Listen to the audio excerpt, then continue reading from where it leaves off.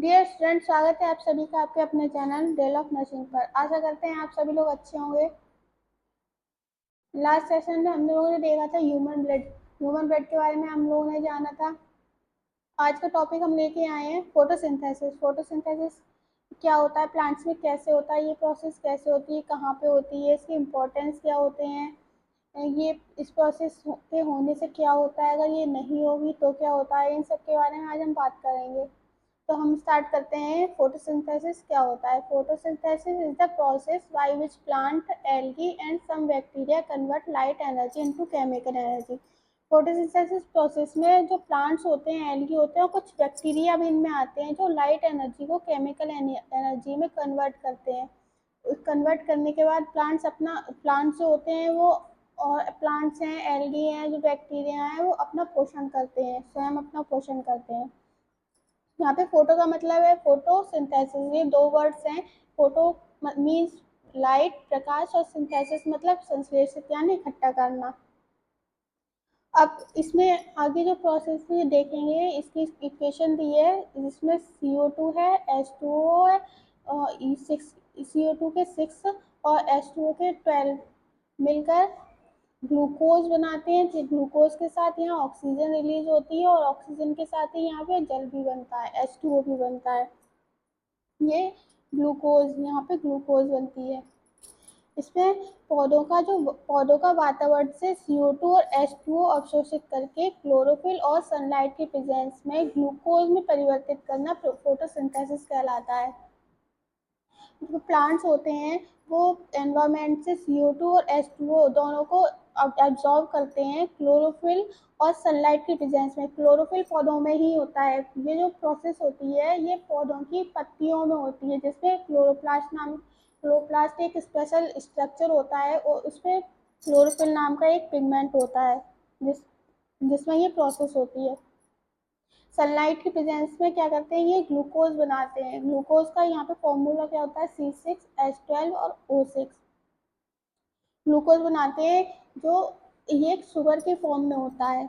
इसको हम फोटोसिंथेसिस कहते हैं। अब देखते हैं इस प्रोसेस में होता क्या है। It transforms light energy into chemical energy stored in the form of sugar, which plants then use as fuel for growth and other life process. इस प्रोसेस में क्या होता है, लाइट एनर्जी से यहाँ पे मतलब है सनलाइट जो मिलती है हमें सन से, वो केमिकल एनर्जी, वो अब एनर्जी लाइट एनर्जी को केमिकल एनर्जी में चेंज कर देती है। चेंज करने के बाद वहाँ पे हमें यहाँ पे शुगर बाय प्रोडक्ट शुगर बनता है। शुगर एज अ ग्लूकोज बनता है, जिस जो प्लांट्स होते हैं उसको वो हेल्प करता है अपनी ग्रोथ के लिए, प्लांट्स की ग्रोथ के लिए, और उनकी प्लांट्स में जो अदर लाइफ प्रोसेस होती है उसके लिए हेल्प करता है ग्लूकोज। अब यहाँ पे आगे देखते हैं फोटोसिंथेसिस जो होता है वो मेनली लीव्स में होता है। यहाँ पे अभी हमने देखा था क्लोरोप्लास्ट स्पेशल स्ट्रक्चर होता है प्लांट्स की लीव्स का। क्लोरोप्लास्ट में ही ग्रीन कलर का पिगमेंट होता है क्लोरोफिल। इसी इसी क्लोरोफिल की वजह से प्लांट्स का जो कलर होता है लीव्स का वो ग्रीन होता है। नीला पीला काला हरा नहीं होता है, हरा ही होता है, और नीला पीला काला नहीं होता है क्लोरोफिल की वजह से। अब यहाँ पे हम आगे देखते हैं जो फोटोसिंथेसिस प्रोसेस होती है, इसमें किस किस चीज़ों की ज़रूरत पड़ती है। यहाँ पे सबसे पहले तो हम देखते हैं सनलाइट, जो हमें एनर्जी को प्रोवाइड कराता है। दूसरा आता है कार्बन डाइऑक्साइड, जो एटमॉस्फेयर से एब्जॉर्ब किया जाता है। उसके बाद आता है वाटर, जो सॉइल से एब्जॉर्ब होता है। उसके बाद है क्लोरोफिल। सबसे जो मेन पिगमेंट होता है क्लोरोफिल होता है, जो क्रूशियल रोल प्ले करता है लाइट को एब्जॉर्ब करने के लिए। तो जो लाइट को एब्जॉर्ब करने के लिए जो मेन जो रोल होता है वो क्लोरोफिल का होता है। लाइट एनर्जी को एब्जॉर्ब करने का जो मेन सोर्स होता है वो सन होता है। और ये जो प्रोसेस होती है फोटोसिंथेसिस की, ये प्लांट्स में कहाँ पे, प्लांट्स के किस एक मेन पार्ट में होती है, लीव्स में होती है। लीव्स में क्लोरोप्लास्ट का स्पेशल स्ट्रक्चर होता है, और इसी क्लोरोप्लास्ट में लीव्स की क्लोरोप्लास्ट में क्लोरोफिल पिगमेंट में होती है ये प्रोसेस।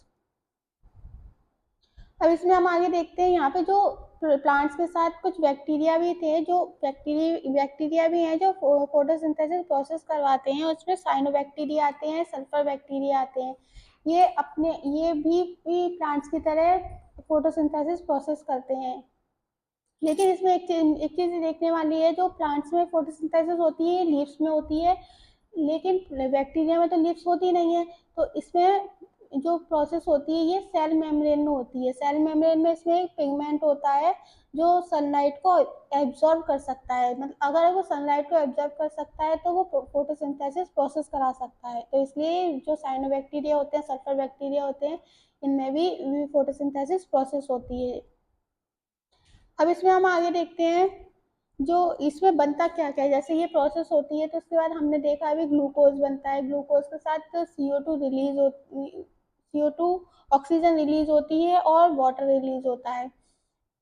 तो इसमें जो प्राइमरी फूड सोर्स होता है प्लांट्स का, इसमें ग्लूकोज होता है। ग्लूकोज एज ए शुगर बनता है और उसके बाद इसमें रिलीज होती है ऑक्सीजन।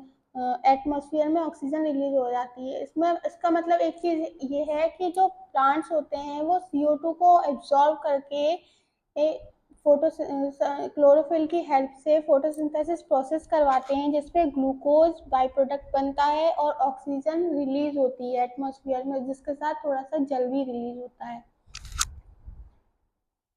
अब ये प्रोसेस हम लोग यहाँ पे देखते हैं। यहाँ पे एक पौधा है। अब इसमें देखते हैं सनलाइट जो है, सन से सनलाइट एनर्जी प्रोवाइड करा रही है पौधों को। एनर्जी यहाँ पे प्रोवाइड करा रही है जो एटमॉस्फेयर से CO2 इनटेक कर रहे हैं और यहाँ वाटर इनटेक हो रहा है। सनलाइट भी मिल रही है, CO2 भी मिल रही है, वाटर भी मिल रहा है और इसके साथ साथ इनमें क्लोरोफिल मॉलिक्यूल्स भी हैं। तो इसमें फोटोसिंथेसिस प्रोसेस होगी। प्रोसेस होने के बाद पूरी यहाँ पे ग्लूकोज प्रोड्यूस होगा और ग्लूकोज के साथ ऑक्सीजन रिलीज होगी और एटमॉस्फेयर में, मतलब CO2 इनटेक कर रहे हैं और ऑक्सीजन रिलीज कर रहे हैं। ये प्लांट्स हमारे लिए बहुत हेल्पफुल भी है क्योंकि ये CO2 को एब्जॉर्ब कर रहे हैं, मतलब एटमॉस्फेयर से CO2 एब्जॉर्ब करेंगे और ऑक्सीजन रिलीज करेंगे, जो हमारे लिए बहुत ज़्यादा ही इम्पोर्टेंट है। ये यहाँ पे हमने पूरी प्रोसेस देखी है। अब हम आगे देखते हैं इसकी इम्पोर्टेंस क्या क्या है। अगर ये अभी हमने देखा कि प्रोसेस होती कैसे है, कहाँ पे होती है, अब हम ये जानेंगे कि प्रोसेस की इम्पोर्टेंस क्या है। अगर ये प्रोसेस ना होगी तो क्या होगा और प्रोसेस हो रही है तो क्या हो रहा है।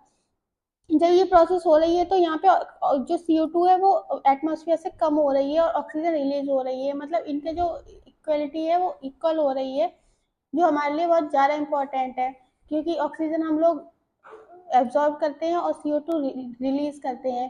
तो इसी का उल्टा जो पौधे होते हैं हमारी हेल्प करते हैं CO2 इनटेक करने में और ऑक्सीजन रिलीज करने में। अब यहाँ पे देखेंगे इसकी इम्पोर्टेंस क्या क्या है।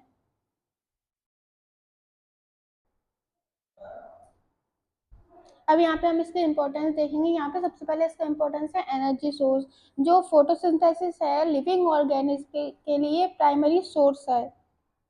फोटोसिंथेसिस प्राइमरी सोर्स है लिविंग ऑर्गेनिज्म के लिए, क्योंकि जो सजीव होते हैं वो जो सबसे पहले हर्बीवोर्स होते हैं वो सबसे पहले अपना जो भोजन है, अपना न्यूट्रिशन है, वो प्लांट से ही लेते हैं और प्लांट से फोटोसिंथेसिस के द्वारा अपना जो न्यूट्रिशन पूरा करती है और हर्बीवोर्स को हेल्प करती है उनका न्यूट्रिशन पूरा करने के लिए। अब इसमें आगे पॉइंट है ऑक्सीजन प्रोडक्शन। फोटोसिंथेसिस जो ऑक्सीजन को प्रोड्यूस करती है, जो लिविंग ऑर्गेनिज्म के सर्वाइवल के लिए मोस्ट इम्पॉर्टेंट है, क्योंकि हम इसको अपने सांस के द्वारा ऑक्सीजन को ही इनटेक करते हैं और CO2 को रिलीज करते हैं। तो ऑक्सीजन प्रोड्यूस होती है, जो ऑक्सीजन प्रोडक्शन हमारे लिए बहुत ज़्यादा हेल्पफुल है, क्योंकि अगर ये नहीं होगा तो CO2 की मात्रा बहुत ज़्यादा बढ़ जाएगी, जो जो हमारे लिए बिल्कुल भी अच्छी नहीं है। अब इसमें अगला पॉइंट हम देखते हैं फूड सोर्स। फूड सोर्स क्या होता है? ग्लूकोज प्रोड्यूस होता है फोटोसिंथेसिस की प्रोसेस में, जिनमें जिसको जो पौधे होते हैं वो fuel as a fuel use करते हैं अपनी ग्रोथ के लिए और अपने डेवलपमेंट के लिए, जो कि एक मेन एनर्जी सोर्स है हर्बीवोर्स के लिए और अदर एनिमल्स के लिए। क्योंकि हर्बीवोर्स तो पूरी तरह से डिपेंड होते हैं प्लांट्स पे। तो जो फोटोसिंथेसिस होता है वो फूड को, ग्लूकोज को प्रोड्यूस करती है, जो हमारे लिए बहुत ज़्यादा हेल्पफुल है। तो हमने यहाँ पे देखा कि फोटोसिंथेसिस की प्रोसेस के कैसे होती है, कहाँ पे होती है, क्या क्या यूज़ होता है इसमें, क्या क्या रिलीज होता है इसमें, इसकी इक्वेशन के बारे में जाना। अब इसमें हम इसके कुछ पॉइंट्स हैं वो और थोड़ा जान लेते हैं। जो पावर प्लांट्स होते हैं वो लाइट एनर्जी को क्लोरोफिल की हेल्प से ही एब्जॉर्ब करते हैं।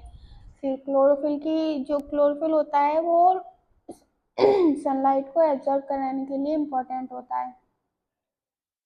जो प्लांट्स होते हैं वो लाइट एनर्जी को केमिकल एनर्जी में चेंज कर देते हैं इसकी प्रोसेस में। अब हम आगे देखते हैं इसमें जो फोटोसिंथेसिस में जो गैसेस होती हैं जिनका आदान प्रदान होता है वो स्टोमेटा के द्वारा होता है। स्टोमेटा पत्तियों में छोटे छोटे छिद्र होते हैं, छेद से जो जिनके द्वारा फोटोसिंथेसिस में गैसों का आदान प्रदान होता है। अब हम इसमें आगे देखते हैं जो पौधों में जो फोटोसिंथेसिस प्रोसेस होती है वो लीव्स में होती है, हम लोगों ने ये अभी जाना। और सबसे मेन इम्पोर्टेंट पॉइंट है इसमें जो पौधों के लिए जो अच्छा जो ताप टेम्परेचर माना जाता है वो सुइटेबल जो टेम्परेचर होता है वो 25 से 30 डिग्री सेंटीग्रेड होता है, जो पौधों के लिए फोटोसिंथेसिस कराने के लिए सबसे ज़्यादा सुइटेबल माना जाता है। और फोटोसिंथेसिस की प्रोसेस में सबसे ज़्यादा जो मेन सोर्स है वो सनलाइट है। सनलाइट के द्वारा ही फोटोसिंथेसिस प्रोसेस कंप्लीट होती है। अब हम इसमें जान देखते हैं इसमें सबसे पहले आप हम आशा करते हैं कि आपको ये टॉपिक समझ में आया होगा। अब इसमें देखते हैं कुछ टॉपिक्स हैं, कुछ पॉइंट्स हैं जिनके बारे में हम बात करेंगे। ये सबसे पहले पहला क्वेश्चन आता है इसमें फोटोसिंथेसिस प्रोसेस कहाँ होती है। उसके बाद है लाइट एनर्जी को एब्जॉर्ब करने के सोर्स क्या हैं। ये जो मैं टॉप पॉइंट्स पूछ रही हूँ ये आप हमें कमेंट बॉक्स में कमेंट करके बताइए, हमें हमें थोड़ा मोटिवेट हो कि हमें पता चले कि आप लोग कितना आपको कितना समझ में आ रहा है, कितना रिस्पॉन्स कर रहे हैं, तो हमें अच्छा लगेगा। अब आगे हम आगे देखते हैं अगर जो बैक्टीरिया हमने बताए थे इसमें कि फोटोसिंथेसिस करते हैं, उन बैक्टीरिया में कौन कौन से बैक्टीरिया होते हैं और इनमें जो प्रोसेस होती है वो कहाँ पे होती है। जैसे प्लांट्स में जो प्रोसेस होती है वो लीव्स में होती है, तो और इनमें बैक्टीरिया में जो प्रोसेस होती है वो कहाँ पे होती है। तो आप हमें 3 क्वेश्चन के आंसर दीजिएगा। फोटोसिंथेसिस प्रोसेस कहाँ होती है और लाइट एनर्जी के लिए एब्जॉर्बिंग सोर्स क्या है और जो बैक्टीरिया में जो फोटोसिंथेसिस प्रोसेस होती है कहाँ पे होती है। तो आज हमने ये जाना फोटोसिंथेसिस प्रोसेस कहाँ होती है, कैसे होती है। आशा करते हैं आपको ये टॉपिक समझ में आया होगा, पसंद आया होगा। और इसके जो क्वेश्चंस दिए हैं पूछे हमने उसके आंसर जरूर दीजिएगा। ऐसे टॉपिक्स के साथ हमारे साथ बने रहिए। अगले टॉपिक्स में अगले सेशन में हम लोग और आगे टॉपिक लेके आएंगे। Thank you.